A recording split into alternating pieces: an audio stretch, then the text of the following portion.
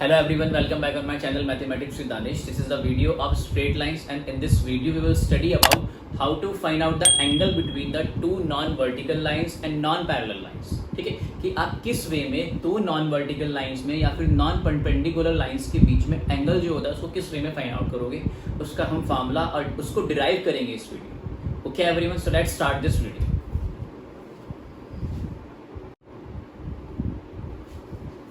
Start करते हैं. मैंने इस फिगर में दो लाइंस लिए हैं, से line L2 and line L1. We have two different lines in this figure, line L1 and L2, and the inclination of the line L1, say it is θ1, and the inclination of the line L2, say it is θ2. Inclination के बारे में मैं आपको already बता चुका हूँ. जिनको inclination clear नहीं है वो इस चैप्टर की प्लेलिस्ट में जाके उस इंक्लिनेशन को समझ सकते हैं. ठीक है, तो लाइन L2 जो है उसका इंक्लिनेशन कितना है, θ2, एंड लाइन L1 का इंक्लिनेशन कितना है, θ1. ठीक है, अब मुझे इन दोनों लाइंस के बीच में एंगल फाइंड आउट करना है. तो इन दोनों लाइंस के बीच में एंगल दो वे में हो सकते हैं. कौन कौन से? या तो वो अल्फा हो सकता है, अल्फा एक्यूट एंगल हो सकता है, या फिर ऑब्ट्यूज एंगल हो सकता है 180 माइनस अल्फा. तो इन दोनों लाइंस के बीच में जो एंगल है it can be either alpha और 180 माइनस अल्फा, और मुझे इस अल्फा की वैल्यू फाइंड आउट करनी है. ठीक है, तो अब स्टार्टिंग करते हैं. से दिस एंगल इज बीटा. इसको मैंने क्या सपोज कर लिया, बीटा मैंने इसको सपोज कर लिया. सो हियर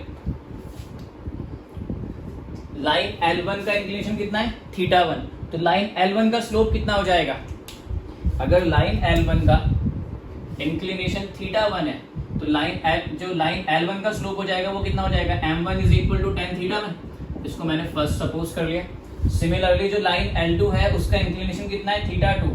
तो लाइन L2 का स्लोप इज इक्वल टू कितना होगा, m2 tan θ2. ये सेकंड इक्वेशन. ठीक है, बट जो एंगल अल्फा है वो किसके इक्वल है, बीटा के इक्वल है. वर्टिकली अपोजिट एंगल्स, ये वर्टिकली अपोजिट एंगल, और जो θ1 होगा वो किसके इक्वल होगा, बीटा प्लस θ2 के. But also θ2 is equal to beta plus θ2. This is exterior angle property of triangle. Exterior angle property of triangle जो आप क्लास 9th एंड 10th में पढ़ते हो. The exterior angle of a triangle is equal to the sum of the two interior opposite angles. तो θ2 as it is, beta को replace कर लिया alpha से, and it is θ1. It is also θ1, so it is θ2. So alpha will be θ1 minus θ2. Alpha कितना हो जाएगा, θ1 minus θ2. ठीक है, अब मैंने यहाँ पे क्या करना है, मैंने दोनों साइड यहाँ पे टेंजेंट लेना है, मतलब 10. जैसे आप दोनों साइड्स स्क्वायरिंग कर सकते हो, क्यूब कर सकते हो. In the same way you can take a trigonometric ratio on both the side, same trigonometric ratio. So I am taking 10 on both the side. So tan alpha is equal to tan θ1 minus θ2. tan θ1 minus tan θ2. अब यहाँ पे class 11 की property जो हमने कौन से chapter में करा है, ट्रिग्नोमेट्री में, tan a माइनस b कितना होता है, tan a minus b is equal to tan a minus tan b upon 1 plus tan a tan b. ठीक है, तो इस प्रॉपर्टी को हम यहाँ पे अप्लाई करते हैं. कितना आ जाएगा ये, this will be tan alpha is equal to tan θ1 minus tan θ2 upon में 1 प्लस tan θ1 इंटू tan θ2. ठीक है, now tan alpha is equal to value of tan θ1 is m1 and value of tan θ2 is m2. m1 minus m2 upon में 1 plus m1 m2. ये this is equation number 3. ये equation number 3 आ गई. ठीक है, अब ये जो tan अल्फा है ये किस पर डिपेंड करता है, अल्फा पे डिपेंड करता है. ठीक है, ये जो tan अल्फा है इसकी वैल्यू किस पर डिपेंड करती है, अल्फा पे. अगर अल्फा एक्यूट एंगल है तो ये वैल्यू पॉजिटिव होगी, और अगर अल्फा ऑब्ट्यूज एंगल है so this value will be negative. ठीक है, value of alpha depend, value of this tan angle किस पे डिपेंड करती है, अल्फा पे. अगर अल्फा एक्यूट एंगल होता है तो स्लोप पॉजिटिव होता है, और अल्फा ऑब्ट्यूज एंगल होता है तो स्लोप नेगेटिव होता है. सिमिलरली अगर ये एक्यूट है तो tan अल्फा की वैल्यू क्या आएगी, पॉजिटिव, और अगर ये ऑब्ट्यूज है तो tan अल्फा की वैल्यू क्या आएगी, नेगेटिव. अगर आप एंगल अल्फा ले रहे हो तो ये रिजल्ट पॉजिटिव आ जाएगा, और अगर आप एंगल 180 माइनस अल्फा लेते हो तो ये रिजल्ट क्या आएगा, नेगेटिव आएगा. तो हम क्या करते हैं यहाँ पे, हम तो यहाँ पे मॉड्यूलस लगा के छोड़ देते हैं, tan alpha is equal to m1 minus m2 upon 1 plus m1 m2। यहाँ पे मॉड्यूलस क्यों लगाया गया, मैं फिर से एक बार रिपीट करता हूँ, बिकॉज अल्फा की वैल्यू नेगेटिव भी हो सकती है, पॉजिटिव भी हो सकती है। ये value it can be negative और positive because this value depends on alpha and alpha, if alpha is acute this value is positive, और अगर अल्फा आपका ऑब्ट्यूज है तो ये वैल्यू नेगेटिव होगी। तो ये दोनों वे में आ सकता है, आपका नेगेटिव भी आ सकता है, पॉजिटिव भी आ सकता है। तो हम क्या करते हैं, ऐसी क्वांटिटी मॉड्यूलस का यूज कर लेते हैं। This is the formula to find out the angle between the two non-perpendiculars and non-parallel lines. Yes, everyone, please copy this formula.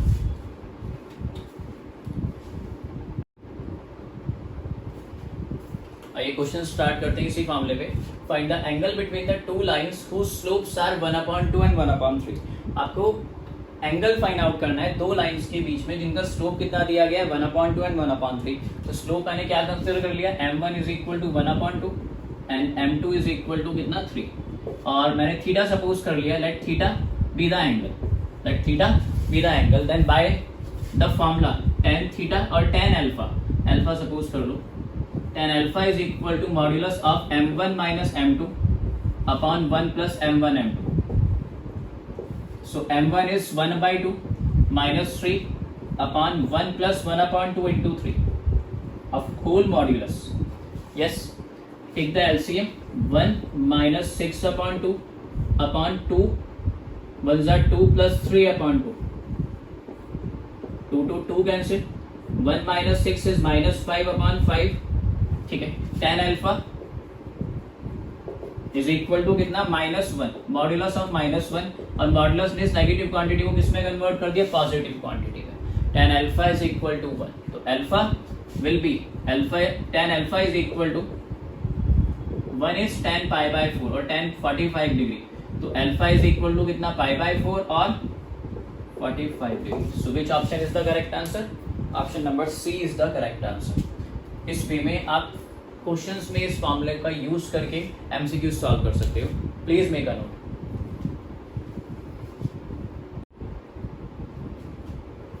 एक और क्वेश्चन सॉल्व करते हैं इसी फॉर्मूले पे। If the angle between the two lines is π/4 it is alpha. तो alpha कितना दिया है क्वेश्चन में, मैंने अभी आपको बताया कि दो लाइंस के बीच में जो एंगल होगा नॉन परपेंडिकुलर और नॉन वर्टिकल लाइंस के बीच में जो एंगल होगा उसको अल्फा ले लेते हैं। तो यहाँ पे अल्फा कितना दिया गया है, π/4, ठीक है। दो लाइन में से एक लाइन का स्लोप दिया गया है m1 is equal to 1/2 and you have to find out the slope of the other line, say it is m2, ठीक है। Now we know tan alpha is equal to modulus of m1 minus m2 upon 1 plus m1 m2, ठीक है। तो tan alpha that is π/4, m1 1/2 minus m2 upon 1 plus 1/2 m2, tan π/4 is 1, तो 1 minus 2 m2 upon 2, यहाँ LCM लिया कितना आ जाएगा, 2 plus m2 whole की अपॉन में 2, 2 to 2 cancel, so 1 is equal to 1 minus 2m2 upon 2 plus m2 of whole modulus, ठीक है। अब राइट हैंड साइड पे तो कांस्टेंट वैल्यू है और इस मॉड्यूलस में आपकी unknown value that is variable. तो जब आप, और ये सॉल्व तब तक नहीं होगा जब तक यहाँ से आपका ये मॉड्यूलस रिमूव नहीं हो जाता। तो मॉड्यूलस को कैसे रिमूव करते हैं, 1 minus 2m2 upon 2 plus m2, और राइट हैंड साइड पे जो कांस्टेंट नंबर है उसके साथ प्लस माइनस का साइन आ जाता है, ठीक है। वेरिएबल है ये, लेफ्ट हैंड साइड तो वेरिएबल है, राइट हैंड साइड कांस्टेंट है। तो जब आप मॉड्यूलस रिमूव करोगे यहाँ से, जब आप मॉड्यूलस रिमूव करोगे यहाँ से, तो राइट हैंड साइड पे प्लस माइनस का साइन आ जाएगा, ठीक है। नाउ अब दो केसेस है आपके पास। Case first, 1 minus 2m2 upon 2 plus m2, एक बार 1 के इक्वल रख लो और m2 की वैल्यू निकालो। 1 minus 2m2 is equal to 2 plus m2, so this will be minus 2m2 minus m2 is equal to 2 minus 1 that is minus 3m2, और ये 1, तो m2 कितना आ रहा है, -1/3, -1/3। तो ये तो नहीं होगा आंसर, ये भी नहीं होगा आंसर, ये भी नहीं होगा आंसर। दूसरी वैल्यू सॉल्व करने की नीड नहीं है क्योंकि आप एमसीक्यू सॉल्व कर रहे हो और आपके पास एक आंसर आ गया -1/3। -1/3 आपके पास एक ही ऑप्शन है, ऑप्शन नंबर सी में। ये जो वैल्यू 3 आ रही है ये कैसे आएगी, जब आप केस सेकंड लोगे। केस सेकंड में आप क्या करोगे, इस 1 - 2m2 अपॉन 2 + m2 को किसके इक्वल रखोगे, -1 के इक्वल। तो you will get the value of m2 as कितना, 3। So which option is correct, option number C is correct. Please make a note.